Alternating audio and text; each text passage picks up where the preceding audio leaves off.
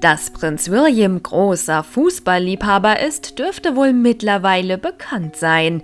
Wenn es um das runde Leder geht, kann er seine Emotionen kaum im Zaum halten und wird zum begeisterten Fan.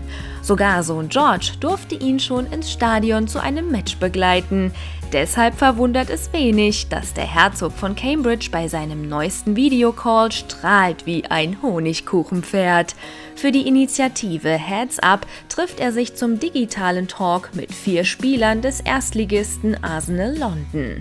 Auch mit dabei der deutsche Ex-Nationalkicker Per Mertesacker und der ehemalige BVB-Stürmer Pierre-Emerick Aubameyang. In dieser Männerrunde ist der Prinz zum Scherzen aufgelegt, doch dazu gleich mehr.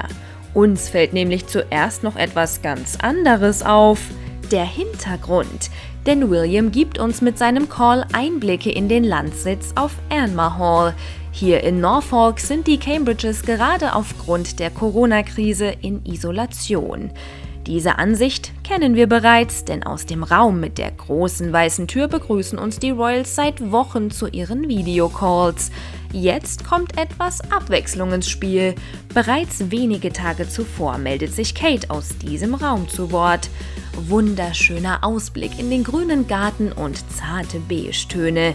Hier kann man sich wohlfühlen. Nun gibt auch ihr Mann neue Einblicke im Haus. Hinter ihm können wir edles Mahagoniholz, den Rahmen eines Gemäldes und sogar eine große Trophäe erkennen. Dieser Raum hat definitiv royalen Charme. William scheint sich hier wohlzufühlen und wird wagemutig. Als bekennender Fan des Fußballclubs Aston Villa versucht William, einem der besten Spieler bei Arsenal zum Vereinswechsel zu animieren.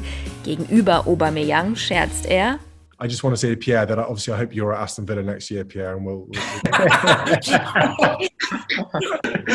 gotta put that in there just in case. Ob diese Überredungskünste ausreichen?